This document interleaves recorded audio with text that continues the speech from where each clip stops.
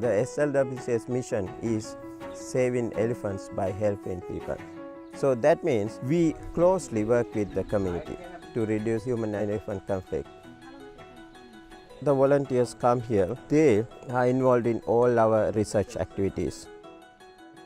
I've been here for 6 weeks now. I wanted to come because I have a university project to do regarding human-elephant conflict. Thought this would be the perfect place to go, really. Part of what intrigued me about it was being able to help the elephants, but also the research aspect of it, knowing that they would teach me and I could kind of learn all the different things that they do to study the elephants and help them. There's a few different transects we do. We've got the foraging transect to see what their paths are through the forest, what they like to eat. A lot of them strip the bark off the trees. It's interesting to see the tracks that they use the most. We do dun transects, which is when you actually look at the poo and see what the elephants have been eating, where they're coming from. You can take a gauge of what their daily habits are. Is that anything? Well, you can also see whether they've maybe been raiding farms or not. So if they've got, I don't know, watermelon or papaya seeds, that means that they're more than likely gotten them from raiding a local farm as opposed to just in the forest. Often plastic as well, which is a large issue. Different bits of plastic that elephants are eating from the rubbish dump.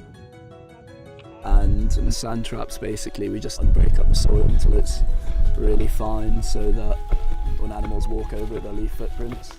And the idea is to get pug marks from different species. That will allow us to study the diversity of the mammals here. Camera traps are basically, we just put cameras up on fixed positions in trees, and they have a motion sensor, so when something walks past it'll take some pictures, and that's also to just check the biodiversity in the area. So say if you are going to study the leopards and you want to identify them individually, because we can then identify the different marks on their faces and on their body. We do conflict surveys, which is when you go out into the different villages, you actually speak with the local farmers and talk about the human-elephant conflicts that they've had. And we ask them about crops that they farm, how long they've been farming, what kind of damage are they getting in from elephants. We go to their field and we take photographs and we take waypoints, so where exactly this damage had happened. So this kind of information we gather and analyze later on to get an idea about areas like this. I think a lot of the local people like having us to talk to explain what's been going on their farms. So she says this is the elephant's area, so this belongs to them. Does she feel scared? Yeah, she feels scared for their children. Volunteers can go to the local schools and spend one morning teaching local kids, which is really, really important, because that way also we can convey our conservation messages. And also we go to our tree huts and collect data on human and elephant conflict.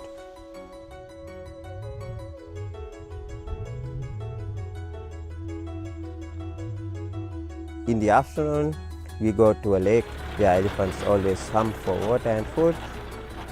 When we go there, they collect data on their behavior. You have to see them in these amazingly natural settings to really get it, I think. Part of the data we collect is identifying if the elephant is a male or female, the different ages that they are. We look for different marks on their ears. It's just an awesome experience though, because every day we get to go out here and watch the elephants.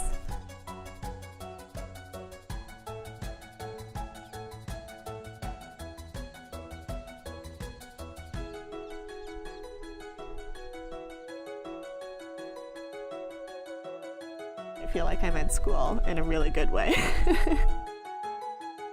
I am going to make my way back here at some point. I've been here just for a week. I wish I'd come longer though. I wish I'd stayed here longer.